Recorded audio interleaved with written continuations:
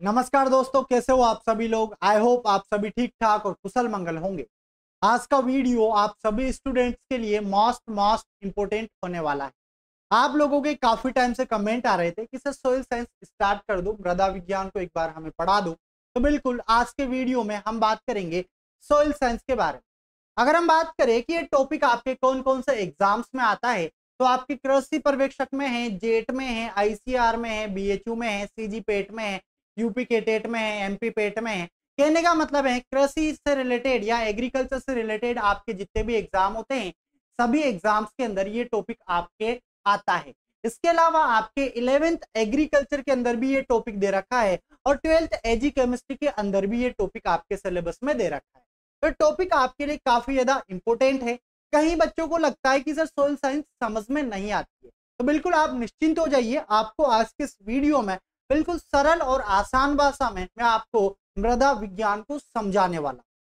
तो चलिए दोस्तों, आज का वीडियो शुरू करते हैं। शुरू करने से पहले जो लोग चैनल पर नए हैं, चैनल को सब्सक्राइब जरूर कर ले। पास में जो बेल आइकन है उस पर क्लिक करें ताकि आने वाले सभी वीडियोस के नोटिफिकेशन आपको टाइम टू टाइम मिलते रहे।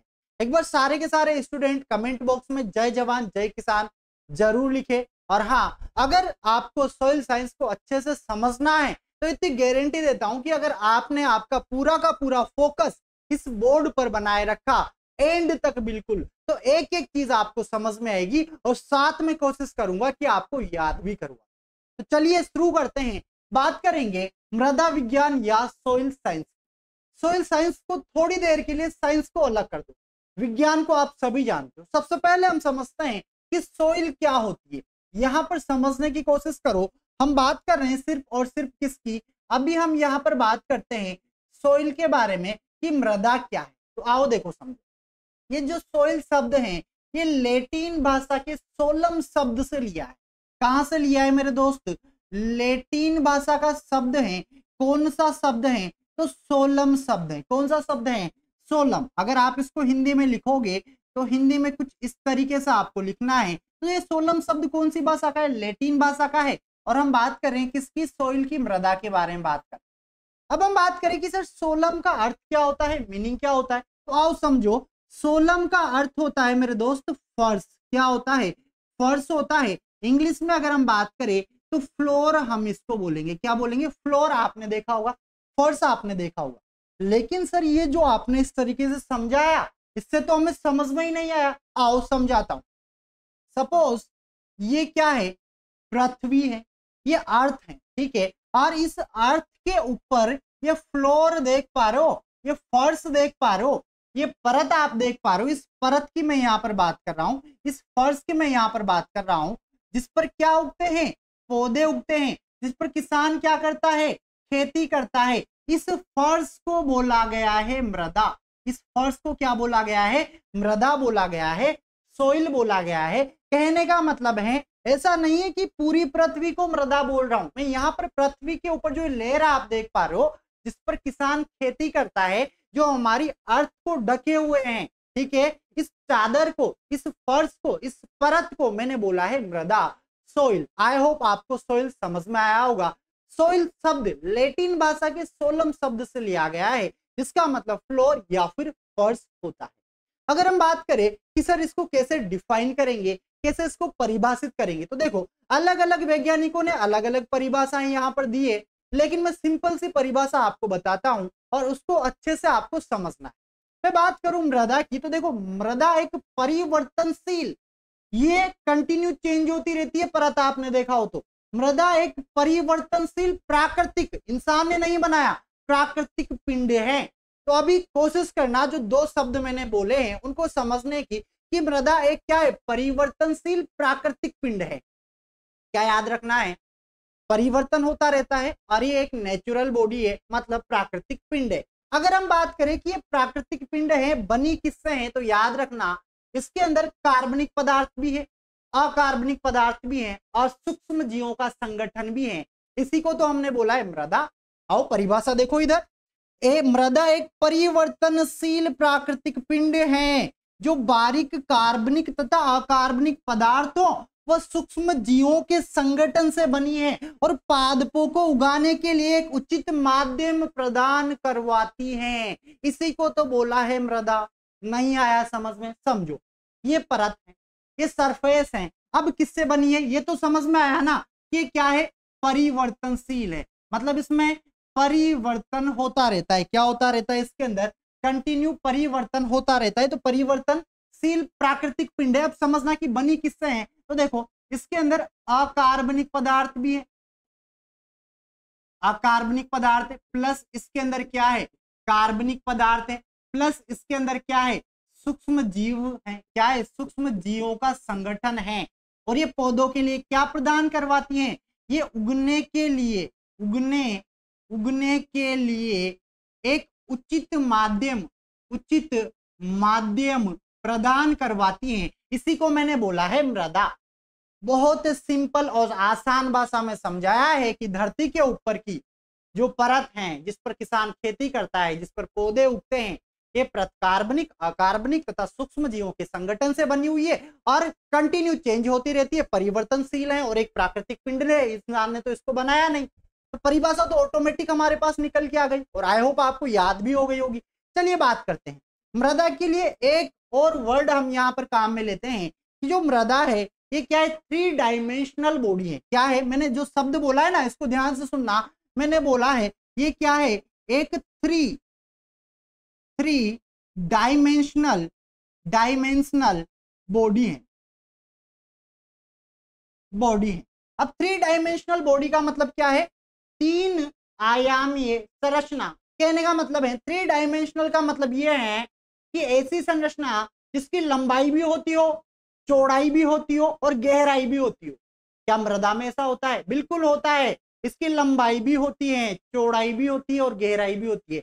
सपोज ये सॉइल का कोई पार्टिकल हमने यहाँ पर ले लिया। अब पार्टिकल को समझना, ये इसकी क्या हो गई, तो ये इसकी हो गई लंबाई। क्या हो गई? लंबाई। यहां पर अगर मैं बात करूं इस वाले की, तो ये हो गई हमारे पास क्या, चौड़ाई हो गई। क्या हो गई? चौड़ाई हो गई। और यहां पर अगर मैं इसकी बात करूं तो ये क्या हो गई, डेप्थ हो गई। डेप्थ मतलब ये हमारे पास क्या हो गई, गहराई हो गई। तो हमने इतना समझा है कि मृदा एक क्या है, परिवर्तनशील प्राकृतिक पिंड है जो कार्बनिक, अकार्बनिक तथा सूक्ष्म जीवों के संगठन से बनी हुई है, जो पौधों के लिए उगने का माध्यम प्रदान कराती है। इसके अलावा ये एक क्या है, त्रिआयामीय संरचना है। कहने का मतलब है 3 डायमेंशनल बॉडी है जिसकी लंबाई भी होती है, चौड़ाई भी होती है और गहराई भी होती है। अगर आपको इतना समझ में आया तो यार वीडियो को जिन्होंने अब तक लाइक नहीं किया है ना, लाइक और शेयर करते रहना है कंटिन्यू, ठीक है? आगे जाके और अच्छे से समझ में आएगा। अगर यही समझ में नहीं आएगा तो आगे का कुछ समझ में नहीं आएगा, तो इसीलिए पहले इसको समझना जरूरी था। आई होप ये समझ में आया होगा।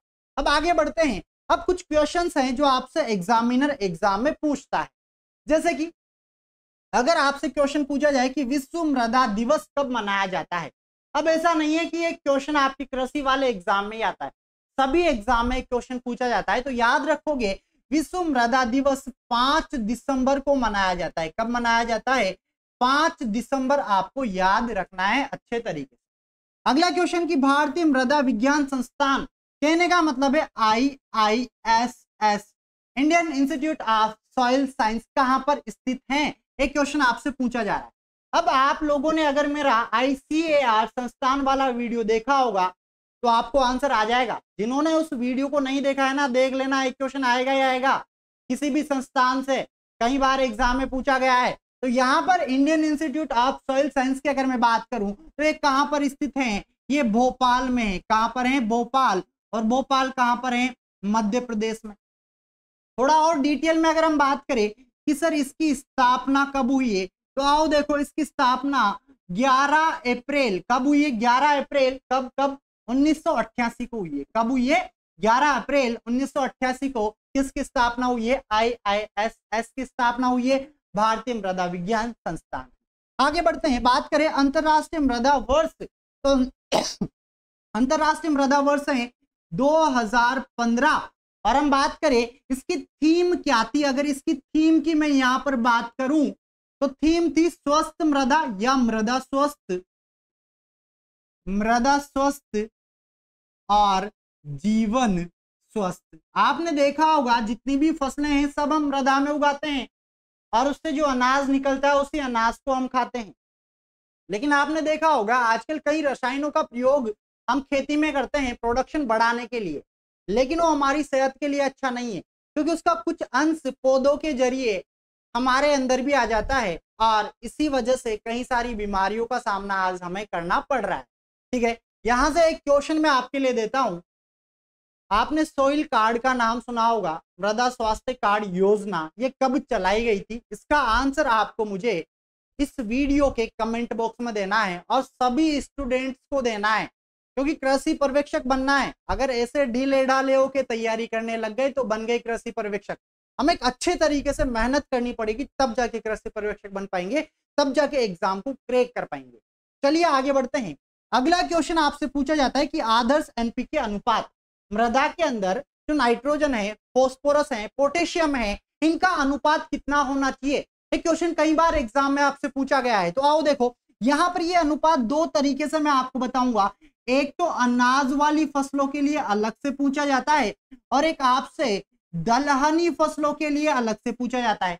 सर ये क्या पिक्चर है, समझाओ तो सही। तो देखो, मिट्टी में हम एनपीके डालते हैं, ये क्या है? प्राथमिक प्राइमरी न्यूट्रिएंट है, पोषक तत्व पढ़ाऊंगा आगे जब सॉइल केमिस्ट्री आगे हम कंटिन्यू करेंगे। ठीक है, तो एनपीके का रेशियो कितना होना चाहिए अनाज वाली फसलों के लिए? तो देखो, अनाज वाली के लिए होना चाहिए 4:2:1।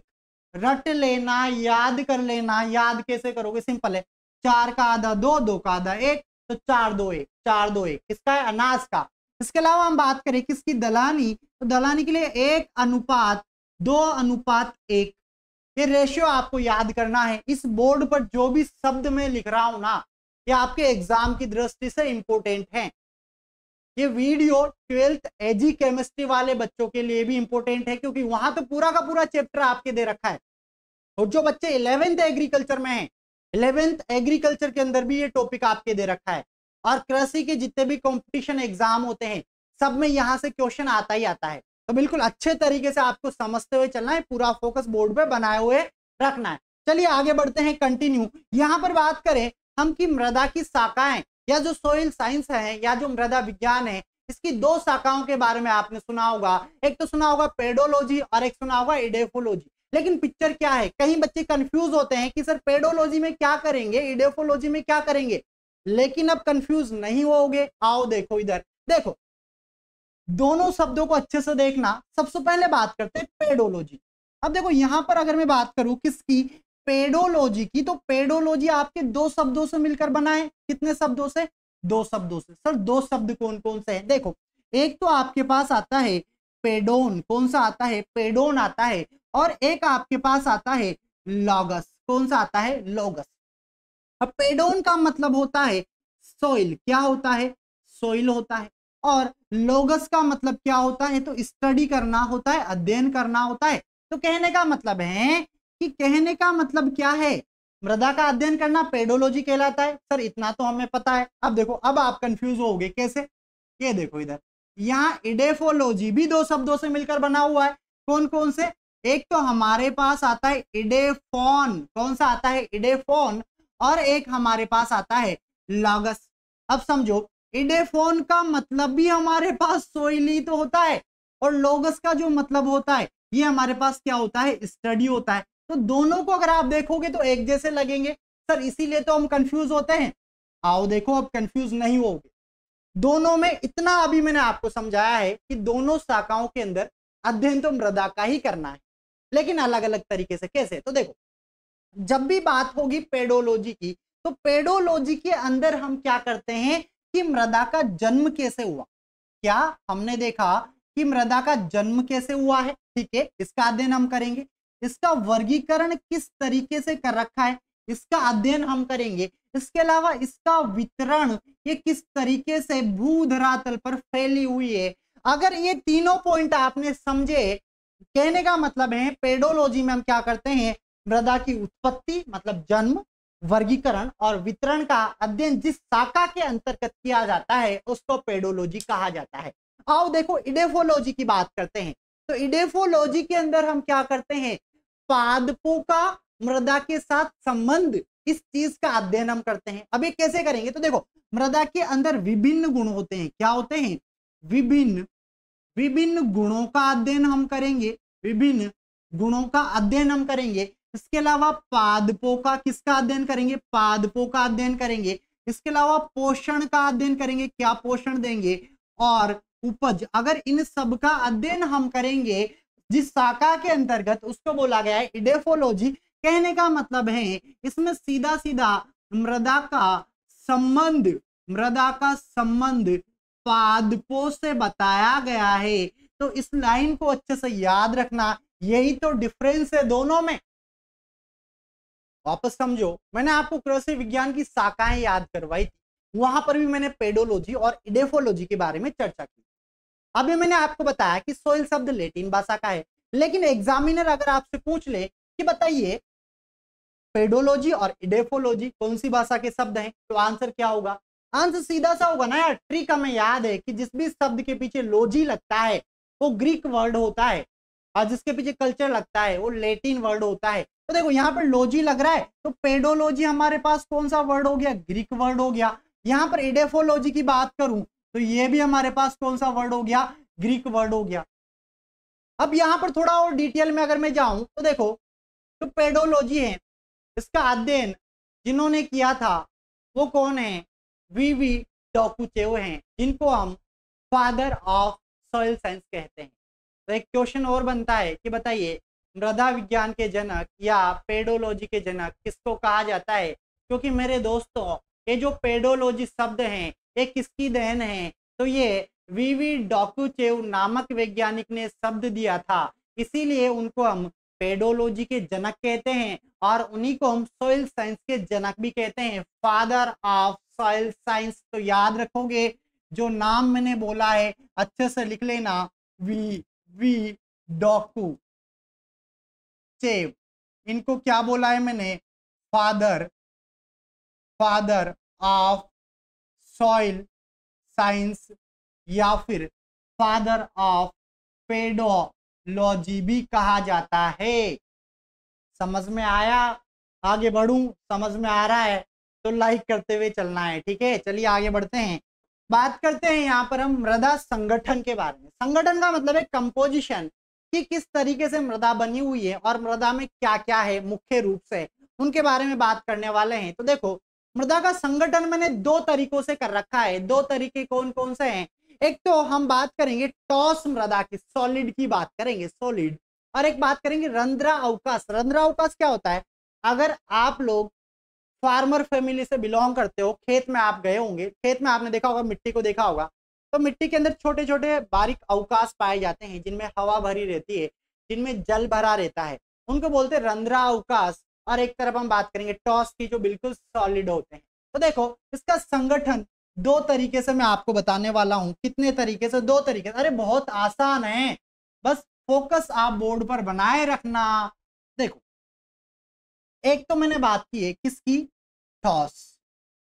जो टॉस है इसका परसेंटेज अगर मैं आपको बताऊं तो 50% है। कितना है मेरे दोस्त? 50% है। इसके अलावा मृदा का संगठन दूसरे में हम बात करें किसकी? रंध्रा अवकाश। सर ये क्या होता है? ये भी आगे डिटेल में बताऊंगा, बस अभी समझते हुए चलो। इसका भी कितना होता है? 50% होता है। अरे भाई 30 लिखने में आ गया तो आप इसको 50 लिखना है ना, नहीं तो गलत हो जाएगा। क्या लिखना है आपको यहाँ पर? 50%। तो देखो 50% हो गया। अब बात करते हैं टॉस। तो देखो टॉस के अंदर भी दो चीजें आती है। कितनी चीजें आती है? दो चीजें आती है। एक तो आता है मेरे दोस्त खनिज आता है। क्या आता है? खनिज, जिसको मिनरल हम इंग्लिश में बोलते हैं। और एक आता है ऑर्गेनिक मैटर, जिसको हिंदी में हम क्या बोलते हैं? कार्बनिक पदार्थ बोलते हैं, और इंग्लिश में ऑर्गेनिक मैटर क्या बोलते हैं? Organic matter. और हमारे पास ये क्या हो गया? मिनरल हो गया। अब समझो यहां अगर मैं बात करूं खनिज का परसेंटेज, तो ये है 45%। और बात करें ये कितना होगा यार? दिमाग लगाओ ना, टोटल 50 है, ये 45 है, तो ये 5% होगा। आंसर आ गया निकल के ऑटोमेटिक। अब बात करते हैं रंध्रावकाश की। रंध्रावकाश में दो चीजें आती है। एक तो आती है मृदा वायु। क्या आती है? मृदा वायु एक हमारे पास आती है, और एक आता है मृदा जल। क्या आता है मेरे दोस्त? मृदा जल। अरे फोकस बोर्ड पे बनाए रखना, सब समझ में आए। भाई वो जो रंध्र हैं, जो स्पोर हैं, जो स्पेस हैं, उनके अंदर या तो जल भरा होगा या वायु भरी होगी। कितनी कितनी, तो देखो इनका जो रेशियो है वो है 25%, और यहां पर भी क्या आ जाएगा 25%। ये हो गया हमारा सोइल संगठन, मृदा संगठन, कंपोजिशन ऑफ सॉइल। समझ में आया होगा, नहीं आया कोई बात नहीं। देखो इधर सपोज कीजिए ये है अर्थ, पृथ्वी है, क्या है पृथ्वी। इस पृथ्वी को हम डिवाइड कर देते हैं थोड़ा सा दो भागों में, 50% इधर है 50% इधर है। सपोज करो ये वाला 50% है टॉस, ये टॉस है पूरा का पूरा सॉलिड है, ये 50% है। लेकिन आपने देखा ना कि सर ये जो ठोस है टोटल, इसको भी हम दो भागों में बांट रहे हैं। कैसे बांट रहे हैं सर, एक तो इसमें क्या है, ये खनिज है, क्या है खनिज, और खनिज का प्रतिशत कितना है तो 45%, ये मैंने भर दिया यहाँ पर। ये क्या है, ये है ऑर्गेनिक मैटर, ये कितना है 5% है, ये फिल हमने कर दिया। तो ये 50% तो हमारे पास क्या निकल के आ जाता है, ठोस भाग निकल के आ जाता है। अब बच्चा कौन सा, रंध्रावकाश वाला। अब रंध्रावकाश में तो कुछ नहीं करना, बीच में से लाइन खींच दो, 50-50 तो करना है क्योंकि दोनों में बराबर बराबर है। तो 25% तो इसमें क्या है, मृदा वायु है, क्या है मृदा वायु है, और मतलब सॉइल एयर, और हमारे पास 25% ये क्या है बोलो, मृदा जल है, क्या है मृदा जल है, सॉइल वाटर है, और इनको मिला के हम क्या बोल रहे हैं, सॉइल स्पोर हम बोल रहे हैं, या मृदा अवकाश इनको बोल रहे हैं। तो अब तो समझ में आया होगा, बहुत आसान है। फोकस बोर्ड में बनाए रखना, सॉइल केमिस्ट्री ऐसे उंगलियों पे आपको याद करवा दूंगा, एक भी क्वेश्चन आपका गलत नहीं होने दूंगा एग्जाम के अंदर। शर्त क्या है, शर्त यही है कि फोकस बोर्ड में बनाए रखना, नजरें मत हटने देना, नजरें हटी तो दुर्घटना घटी। ये कहानी आपने सुनी होगी, ये रोड पर ही नहीं क्लास में भी लागू होती है। मान लो आप पढ़ रहे हो कंटिन्यू, किसी ने आवाज लगाई, आप उधर देखने लग गए, मैंने इधर कोई क्वेश्चन बता दिया, वो आपने नहीं देखा, क्लास निकल रही है चल रही है, और वही क्वेश्चन एग्जाम में आ गया, तो घट गई ना दुर्घटना आपके साथ। क्या ऐसा चाहते हो, नहीं चाहते बिल्कुल। तो फोकस बनाए रखो, एक एक चीज समझा के जाऊंगा। चलिए आगे बढ़ते हैं। अब अगला जो हमारे पास आता है वो आता है मृदा वायु का संगठन। मैंने थोड़ी देर पहले अभी आपको संगठन बताया पूरे मृदा का, उसमें मैंने बात की थी मृदा वायु की, जो टोटल 25% था उसके संगठन की मैं यहाँ पर बात कर रहा हूँ। तो उसके संगठन में भी दो चीजों की बात करूंगा, एक तो वातावरण में गैसों को देखेंगे और एक हम मृदा के अंदर देखेंगे, ठीक है। तो देखो कंपोजिशन ऑफ सॉइल एयर, ठीक है, नाइट्रोजन है, ऑक्सीजन है, कार्बन डाइऑक्साइड है, इसके अलावा क्या है, ऑर्गन है, जीनोन है, कई सारी गैसें हैं, ठीक है, उनके बारे में भी चर्चा करेंगे, बस सब्र करें। तो यहां पर सबसे पहले तो बात करते हैं कि एटमॉस्फेयर में नाइट्रोजन कितना पाया जाता है। एटमॉस्फेयर मतलब वातावरण में, तो याद रखोगे कितना, भाई इसको थोड़ा हम ब्लैक कर लेते हैं, तो आपका आंसर ये बचपन से पढ़ा होगा कि सर 79% है। कितना है 79%। यहीं पर बात करें इसकी सोइल एयर में, कहने का मतलब है मृदा में, भाई कंफ्यूज मत हो ना, ये लिख देता हूं मृदा, और यहां पर बात हो रही है किसकी, वातावरण की बात हो रही है। तो वातावरण में तो 79% है, और सोइल के अंदर कितना है, तो ये 70 से 80% है। कितना है 70 से 80% है। आगे बढ़ू, बात करते हैं ऑक्सीजन की। तो देखो ऑक्सीजन एटमॉस्फेयर वातावरण में 20.95%, जिसको आपने 21 भी पढ़ा होगा, जरूर पढ़ा होगा। बात करें सोइल में कितनी है, मृदा में, तो ये हमारे पास निकल के आती है कितनी, बोलो बोलो जल्दी बोलो यार, ये निकल के आती है कितनी, 18 से 20% हमारे पास आती है। अब जो उधर लिखा हुआ है ना कार्बन डाइऑक्साइड, यहां से जेट आईसीआर में क्वेश्चन पहले भी पूछा गया है। बात करूं मैं कार्बन डाइऑक्साइड की मात्रा किसमें, एटमॉस्फेयर में, तो ये होती है 0.03%। कितनी होती है 0.03%। लेकिन मैं बात करूं किसकी, मृदा के अंदर, तो देखो मृदा के अंदर इसकी 10 गुना ज्यादा पाई जाती है। 10 गुना ज्यादा का मतलब क्या समझे, देखो मैं समझाता हूं, 0.15 से लेकर 0.30 तक आपने इसको देखा होगा 0.3। तो कहने का मतलब है ये इसकी कितनी है, अरे बोलो बोलो यार जल्दी बोला करो सर, ये इसकी 10x है। क्या है 10x, 10 गुना ज्यादा है किससे, वायुमंडल में तो कार्बन डाइऑक्साइड 0.03% है, लेकिन मृदा में इसकी 10 गुना ज्यादा है। 10 गुना हो गई, देखो इधर 0.15 से लेकर 0.30। समझ में आया। एग्जाम में अगर आपको यहाँ पर 0.25 दे दे तो ये मत बोलना सर ने नहीं लिखा है, मैंने इसीलिए 2 डिजिट आपके लिए लिख दी है। आगे बढ़ूं, समझ में आ रहा है। एक छोटा सा टॉपिक हमारे पास यहाँ पर निकल कर आता है, पृष्ठ मृदा और अवमृदा हम किसको कहते हैं। यह आपने 12th एजी केमिस्ट्री के अंदर पढ़ा होगा। अगर मैं यहाँ पर बात करूं दोस्त, सबसे पहले किसकी, पृष्ठ मृदा की। इसको हम क्या बोलते हैं, इसको बोलते हैं टॉप सरफेस या टॉप या फिर सरफेस या फिर सरफेस सोइल हम इसको बोलते हैं। तो ये क्या होती है, कहने का मतलब है, इधर थोड़ी सी मैं पृथ्वी बना देता हूं, ये धरती है, समझना। इस पर जो ये वाला पार्ट आप देख पा रहे हो, ये वाला पार्ट, ठीक है, ये वाला पार्ट जिस पर क्या करते हैं किसान, खेती करते हैं, जिस पर क्या करते हैं किसान, खेती करते हैं। इस पे देखो पौधे उगे हुए हैं। कहने का मतलब है ये सबसे ऊपर की लेयर है जिस पर किसान खेती करते हैं, जिस पर पौधे उगते हैं। इस लेयर को बोला है टॉप या सरफेस सोइल या पृष्ठ मृदा। और ये मृदा में 15 सेंटीमीटर तक फैली होती है, जिसमें हकाई जुताई या आकर्षण क्रियाएं की जाती है। अब इसके बाद में आती है अवमृदा। अब अवमृदा क्या होती है समझा के जाऊंगा, आगे भी समझेंगे डिटेल में, बिल्कुल चिंता आपको नहीं करनी। अवमृदा जिस पर हम खेती नहीं कर पाते हैं, यह है अवमृदा, जो कहां तक जाती है, बिल्कुल नीचे तक। बिल्कुल नीचे का मतलब क्या है सर, अरे नीचे का मतलब है जो बिल्कुल पैतृक पदार्थों तक जाती हो, जो बिल्कुल पेरेंट जो मटेरियल है वहां तक जाती हो, उसको बोला जाता है अवमृदा। आगे और भी डिटेल में इनको समझाऊंगा, बस थोड़ा सा याद रखना ताकि इमेज आपके आ जाए डायरेक्ट। इतना समझ में आया, आगे बढ़ू, स्क्रीनशॉट लेते रहना, ठीक है। और आगे जो टॉपिक आने वाला है वो आपके एग्जाम की दृष्टि से काफी ज्यादा इंपोर्टेंट होने वाला है। अब हम बात करने वाले हैं किसकी, अरे नाम सुना होगा आपने, मृदा परिच्छेदिका, सॉइल प्रोफाइल, इन सब के बारे में बात करेंगे।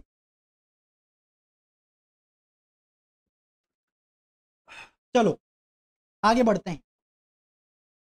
अगला टॉपिक हमारे पास आया है मृदा परिच्छेदिका, जिसको सॉइल प्रोफाइल हम बोलते हैं। ये डायग्राम तो देखा ही होगा आपने, एग्रीकल्चर के 11th-12th की बुक्स के अंदर आपको ये मिल जाएगा, है क्या।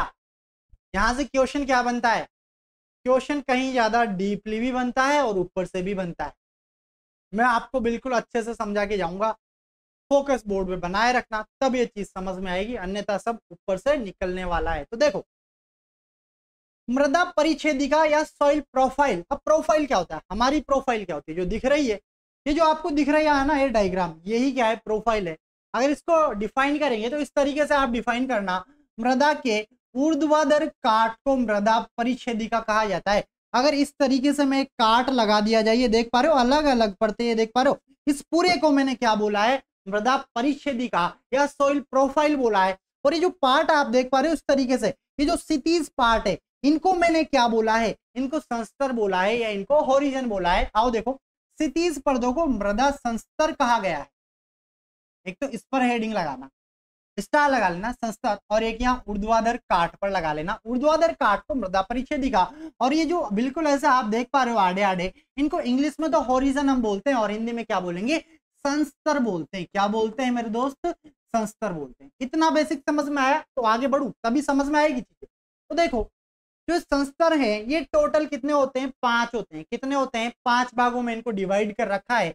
कौन कौन से 5 भाग है या कौन कौन से होते हैं, तो ये होते हैं मेरे दोस्त ओ, ए, ई, बी और सी। 1 2 3 4 5 होते हैं। लास्ट में आपने एक और देखा होगा, सर आर भी हम पढ़ते हैं, बेड रॉक, लेकिन वो हमारी खेती के लिए नहीं पढ़ते, इसलिए ये 5 को ही मैं यहाँ पर क्या बोल रहा हूं कि ये जो 5 है ना, ये सबसे ज्यादा इंपॉर्टेंट है और इनको मास्टर हॉरिजन भी कहा जाता है, क्योंकि इंपॉर्टेंट यही है, ये इंपॉर्टेंट नहीं है, ठीक है ना। तो समझते हैं इन 5 को डिटेल में कि ओ संस्तर क्या होता है, ए संस्तर क्या होता है, ई संस्तर क्या होता है, बी संस्तर क्या होता है, या सी क्या होता है। इंग्लिश में बात करें तो ओ होरिजन, ए होरिजन, बिल्कुल डिटेल में समझाऊंगा। आओ देखो, तो सबसे पहले बात करेंगे किसकी, ओ होरिजन के बारे में। मैंने यहाँ पर लिखा हुआ है ओ संस्तर या ओ होरिजन, और इसी को कार्बनिक संस्तर कहा जाता है। कार्बनिक क्यों कहा जाता है, क्योंकि इस संस्तर पर सबसे ज्यादा कार्बनिक पदार्थ पाए जाते हैं। अब देखो समझना, यह वन क्षेत्रों में पाया जाता है। अगर मैं आपसे पूछूं क्या ये हमारे खेतों में पाया जाता है, तो आपका आंसर क्या होगा, हाँ या ना। मन में सोच लो आप, तो मैं समझ जाऊंगा। किसी भी चीज को मन से दिल से याद करते हैं तो समझ जाते हैं, मैं समझ जाऊंगा आपका आंसर। मन में सोचो, हमारे खेतों में क्या ये संस्तर होता है। जिन बच्चों ने बोला हाँ, तो वो गलत है, जिन्होंने बोला ना उनका सही है। कैसे? क्योंकि देखो ये ऐसा संस्तर है जो वनों में पाया जाता है। वनों में क्या होता है, सबसे ऊपर आप अगर जंगल में गए हो कभी तो आपने देखा होगा कि पत्तियां पड़ी है, टहनियां पड़ी है, गोबर पड़ा है, मृत जानवर पड़े हैं, जो पड़े हुए हैं ना ऊपर, ठीक है ना, मतलब जो सड़े गले नहीं है अच्छे तरीके से, उन पदार्थों की लेयर जो है उसको मैंने बोला है ओ संस्तर। जो अपघटित नहीं है उसको मैंने बोला है ओ संस्तर, या फिर उसको मैंने क्या बोला है ओ होरिजन, या उसको कार्बनिक संस्तर बोला है। आओ देखो, ये तो खेत का है परिचय। अगर आप इस चीज को देखोगे, मैं बात कर रहा हूं इसकी, तो इसको मैं क्या बोल रहा हूं, इसको ऊपर वाले को देखो, ओ को भी दो भागों में बांटा गया है, तो कंफ्यूज मत हो ना। इस वाले भाग की मैं बात कर रहा हूं जो आपको थोड़ा ब्लैक ब्लैक दिखाई दे रहा है, किसकी वजह से, ऑर्गेनिक मैटर की वजह से। अब इसमें क्या है तो समझो, देखो ओ संस्तर को दो भागों में मैंने यहाँ पर बांटा है। एक तो ओ संस्तर, ओ इधर यहाँ पर देखो है ना O1 है ना, इस तरीके से देखना, A फॉर एप्पल लगा लेना और इस पर लगा लेना B फॉर बॉल। अब A फॉर एप्पल में मैंने लिखा है अल्प विघटित है, ये अच्छे से विघटित नहीं है क्योंकि इस पर जो यार सड़े गले पदार्थ अभी सड़े ही नहीं है, पड़े हुए हैं, पत्तियां पड़ी हुई है, टहनियां पड़ी हुई है, ठीक है। ये कैसा होता है, अनडिकम्पोज्ड होता है, मतलब कंपोज नहीं हुआ है। कहने का मतलब है इसमें बिना सड़े गले पदार्थ जिन्हें नग्न आंखों से देखा जा सकता है। अरे जंगल में जाना कभी, आप जब जंगल में जाओगे तो पत्तियां दिखेगी आपको, टहनियां दिखेगी, गोबर दिखेगा, मरे हुए जानवर आपको दिखेंगे, नग्न आंखों से हम देख पाते हैं, सड़े भी नहीं है, गले भी नहीं अच्छे तरीके से। उस परत को, उस लेयर को मैंने बोला O1 होरिजन या O1 संस्तर। ये देखो ये लिखा हुआ O1 अल्प विघटित या अनडिकम्पोज्ड, या O1 होरिजन या O1 संस्तर। समझ में आया? ऊपर ही ऊपर वाला।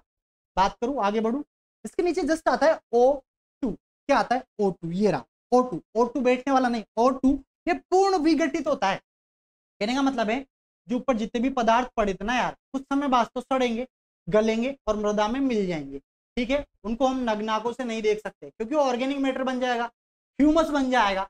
तो उस परत को, उस लेयर को बोला है मैंने O2 या पूर्ण विघटित। कहने का मतलब है पूर्ण अपघटित पादप व जंतु अवशेष होते हैं जिन्हें नग्न आंखों से नहीं पहचाना जा सकता है। इसमें जैसे फंजाई है, बैक्टीरिया है, आदि पदार्थ इसमें पाए जाते हैं। जस्ट इसके नीचे यहाँ पर जो होता है, ये होता है कौन सा, ये होता है O2। कौन सा होता है बालक, O2 होता है। और इसके ऊपर का कौन सा था, O1। अगर आप इसको समझो तो इसको समझना O1 और इसको समझना O2। समझ में आया? लेकिन यहाँ इस डायग्राम में ओनली O2 दे रखा है क्योंकि यहाँ तो खेती योग्य मृदा है, फसलें उगी हुई है अच्छे तरीके से। तो समझने की कोशिश करना, यहाँ O2 में क्या हो गया कि अच्छे तरीके से पदार्थ सड़ चुके हैं, गल चुके हैं, उनको कार्बनिक पदार्थों में कन्वर्ट हो गए, उनका ह्यूमस बन चुका है, जबकि यहाँ पर सड़े गले नहीं है।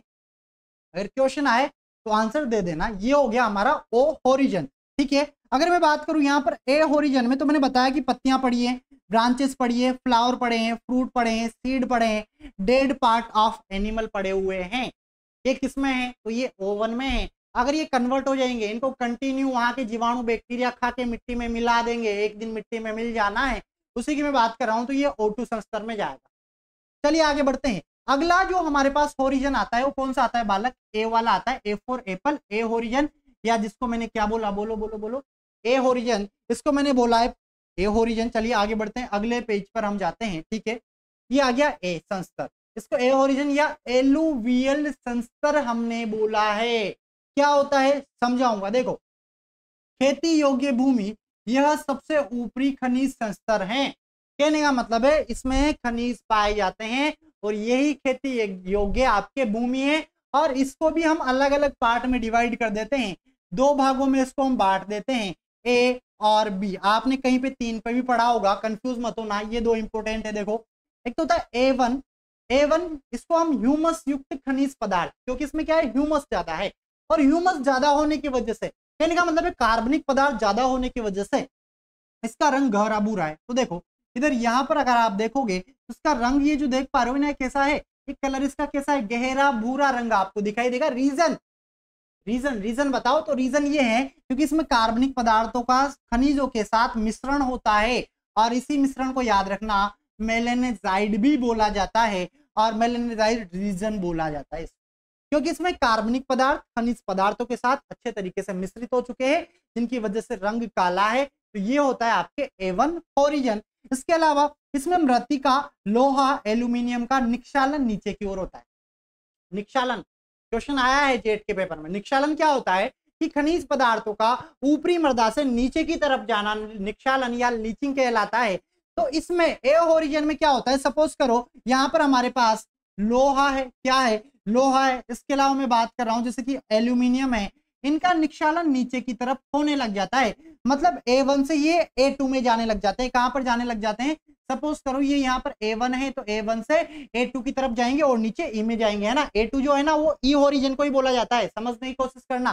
तो ये कहां जा रहे हैं, ये नीचे जा रहे हैं कंटिन्यू, कहां पर, ई ओरिजिन में। तो आओ देखो बात कर लेते हैं A2 की, और इसी को ई क्यों बोला, क्यों इसको हम क्या बोलते हैं, एलिवेशन जोन बोलते हैं, परिवर्तनीय संस्तर। कहने का मतलब है इसमें क्या हो रहा है, परिवर्तन हो रहा है। कैसा परिवर्तन हो रहा है, देखो ना, यहाँ पर एल्यूमिनियम, आयरन ये थे, अभी नीचे की तरफ आ रहे हैं, तो कंटिन्यू परिवर्तन हो रहा है इस जगह पे आके, ठीक है ना। इसको ई ओरिजिन या A2 ओरिजिन भी कहा जाता है। तो देखो इसका रंग कैसा होता है, हल्का होता है, क्योंकि ये सारे के सारे निक्षालित होते जा रहे हैं नीचे की तरफ। जब यहाँ पर कोई कहने का मतलब है न्यूट्रिएंट, मिनरल नहीं रहेंगे तो यहाँ का कलर, ऑर्गेनिक मैटर भी नहीं रहेगा, खनिज नहीं रहेंगे, तो यहाँ का कलर कैसा हो जाएगा, हल्का हो जाएगा। तो इसका कलर कैसा होता है, हल्का लाइट होता है। और सर्वाधिक निक्षालन वाला क्षेत्र यही है, यहाँ पर सबसे ज्यादा निक्षालन होता है अगर क्वेश्चन पूछा जाए तो। निक्षालन का मतलब है कि ये जो खनिज पदार्थ हैं इनका जमीन में जाना, लीचिंग इसको इंग्लिश में बोलते हैं। और एक क्वेश्चन आपसे जेट के एग्जाम में पहले भी पूछा गया है। क्या ये चीजें समझ में तो आ रही है ना आप लोगों को, वैसे बोले तो नहीं जा रहा, डायरेक्ट है ना, समझने की कोशिश करना इंपोर्टेंट है आपके एग्जाम के लिए, टॉपिक काफी ज्यादा इंपोर्टेंट है। चलिए आगे बढ़ते हैं। तो ये हो गया आपका ए वाला संस्तर। अब हम बात करते हैं कौन से की, बी वाले की बात करेंगे, इसकी बात करेंगे। तो देखो इसको इलुवियल संस्तर कहा जाता है। इलुवियल का मतलब होता है जमना किसी भी चीज का। भाई ऊपर से वो एलुवियल था, एलुवियल मतलब नीचे की तरफ आ रहे हैं सारे के सारे पदार्थ, ठीक है। इलुवियल मतलब यहाँ आके इनका क्या हो जाता है, जमाव हो जाता है इस जगह पे आके, इसीलिए मैंने इसको क्या बोला है, इलुवियल संस्तर बोला है। देखो इसे निक्षेपित या संचयन संस्तर भी कहते हैं। संचयन का मतलब ये है कि सारे के सारे जो पदार्थ थे वो यहाँ आके संचय हो जाते हैं, जमाव हो जाता है उनका, इसीलिए मैंने इसको संचयन या निक्षेपित संस्तर कहा है। जैसा मैंने यहाँ इलुवियल संस्तर भी इसको लिखा हुआ है। इसमें मृत्तिका, लोहा, एल्यूमिनियम का निक्षालन होकर जमा हो जाते हैं। यहाँ क्या हो जाएंगे भाई, ये जमा हो जाएंगे, क्या हो जाएगा, इनका स्टोरेज हो जाएगा इस वाले संस्तर के अंदर। इसे उप मिट्टी, सब सोइल के रूप में भी जाना जाता है। और याद रखना ये क्या है, ये सब सोइल है। मैंने आपको पढ़ाया था ना, क्या पढ़ाया था थोड़ी देर पहले, अवमृदा और पृष्ठ मृदा। तो ये जो ऊपर वाली थी ये तो आपके कौन सी थी, ये थी आपके पृष्ठ मृदा। कौन सी मृदा, पृष्ठ मृदा थी, इस पर खेती करते हैं। और ये वाली जो है ये आपके कौन सी है, अवमृदा है, जिसको मैंने क्या बोला है इंग्लिश में, सब सोइल बोला है। इसीलिए वो टॉपिक मैंने आपको वहां पर पढ़ाया था ताकि आपको अच्छे तरीके से समझ में आ जाए। ठीक है आगे बढ़ते हैं। इस संस्तर में शुष्क क्षेत्रों में कैल्शियम कार्बोनेट, कैल्शियम सल्फेट एवं अन्य लवणों का जमाव होता है।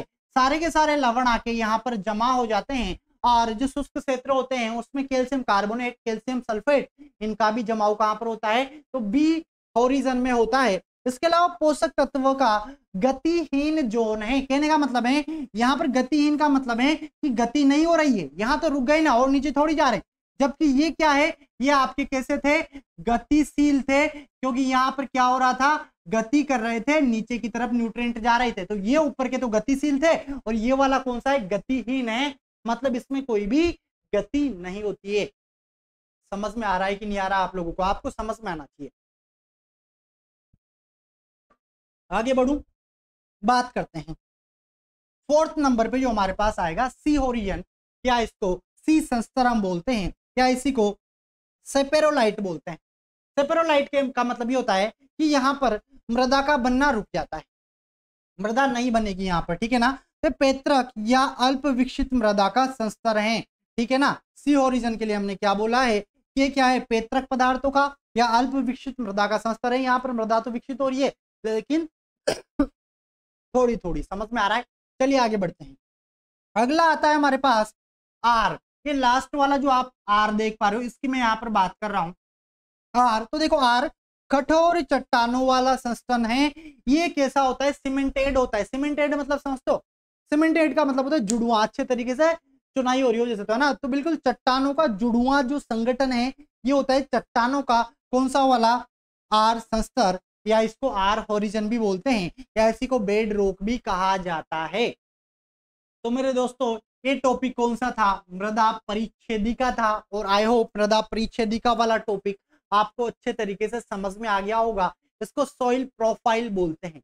चलिए बात करते हैं मृदा निर्माण की। अब मृदा निर्माण को मैं बिल्कुल रामायण की तरह ज्यादा डिटेल में नहीं जाने वाला, हमें मतलब है हमारे क्वेश्चन से कि कहां से क्वेश्चन आता है। तो चलिए बात करते हैं डायरेक्ट मृदा निर्माण की। और जो मृदा निर्माण है ये क्या होता है तो समझना, मृदा का निर्माण चट्टानों एवं खनिज लवणों के विघटन से होता है, जिसके लिए रासायनिक, जैविक और भौतिक तीनों कारक क्या है? जिम्मेदार है।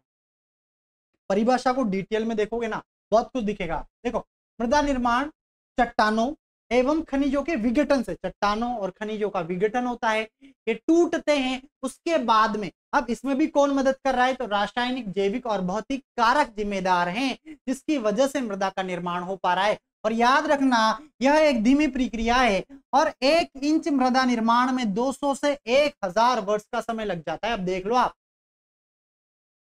1 इंच मृदा निर्माण में 200 से 1000 वर्षों का समय लग जाता है, क्योंकि उसका क्या होता है? विघटन होता है। समझ में आ रहा है आप लोगों को? चलिए बात करते हैं, कारक की बात करते हैं कि मृदा निर्माण के लिए कौन कौन से कारक जिम्मेदार हैं। तो देखो, एक तो आते हैं सक्रिय कारक और एक आते हैं निष्क्रिय कारक। एक हमारे पास है सक्रिय कारक और एक हमारे पास है बालक कौन सा?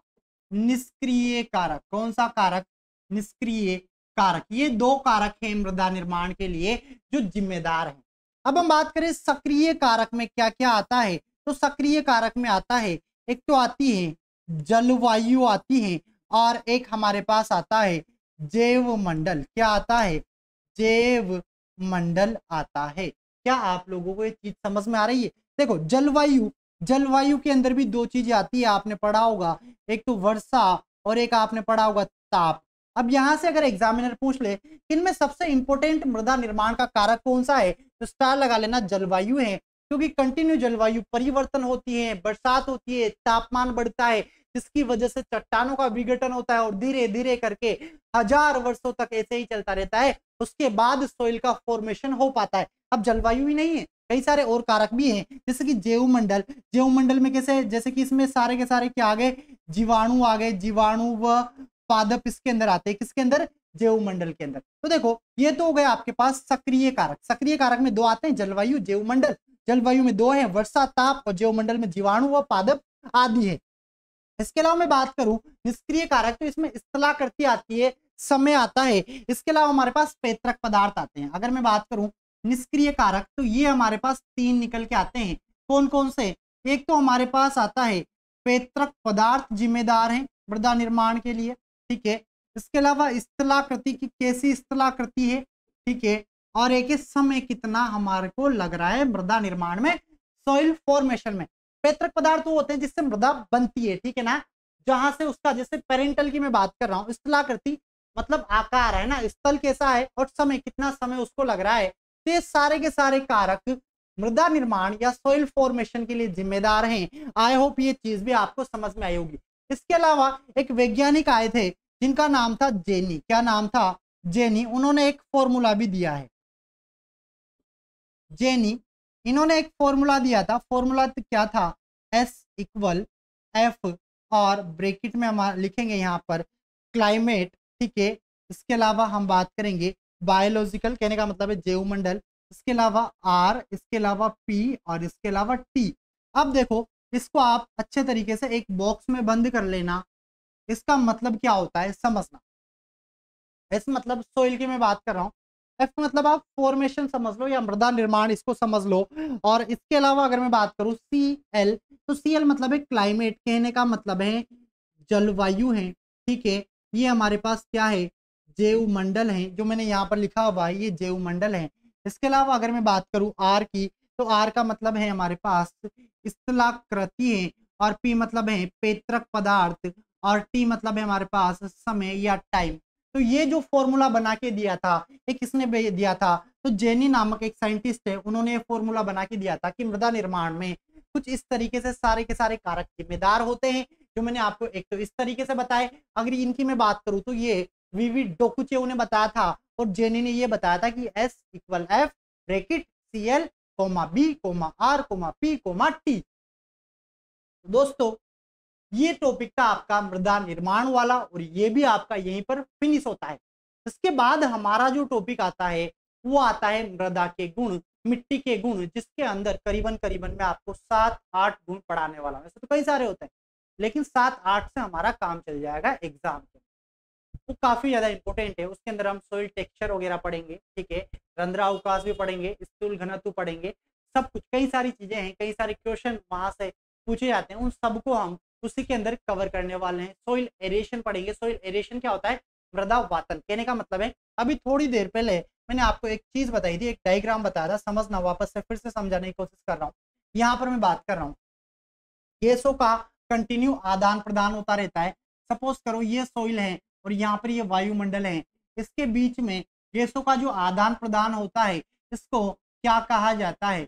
इसको मृदा वातन कहा जाता है, या इसको सोइल एरिएशन कहा जाता है। क्या कहा जाता है? Soil aeration. अगर एग्जामिनर पूछ ले तो बता देना कि वायुमंडल और मृदा के बीच में गैसों का आदान प्रदान होना, उसको सोइल एरिएशन या फिर मृदा वातन कहा जाता है। तो दोस्तों आई होप आज जो भी टॉपिक मैंने आपको इस वीडियो लेक्चर में पढ़ाए हैं, एक एक टॉपिक अच्छे से समझ में आया होगा। कोई भी डाउट है कमेंट बॉक्स में बताइए, आपको आंसर दिया जाएगा। और हाँ, अगर बिल्कुल दिल से वीडियो आपको अच्छा लगा है तो आप कमेंट बॉक्स में जय जवान जय किसान जरूर लिखे। साथ ही आप मुझे ये बताएं कि ये वीडियो आपको कैसा लगा और इसके पार्ट 2 का किस किस को इंतजार है। जिनको भी पार्ट 2 चाहिए कमेंट बॉक्स में पार्ट 2 जरूर लिखे, कमेंट बॉक्स में जय जवान जय किसान जरूर लिखे, वीडियो को लाइक जरूर करें। आई होप ये वीडियो अच्छा लगा होगा। अगर अच्छा लगा हो तो आप इस वीडियो को लाइक शेयर करते रहिए, चैनल को सब्सक्राइब कीजिए। हम मुलाकात करेंगे अगले वीडियो में। तब तक आप सभी को मेरा राम राम, नमस्कार, जय जवान जय किसान, जय हिंद, बाय बाय।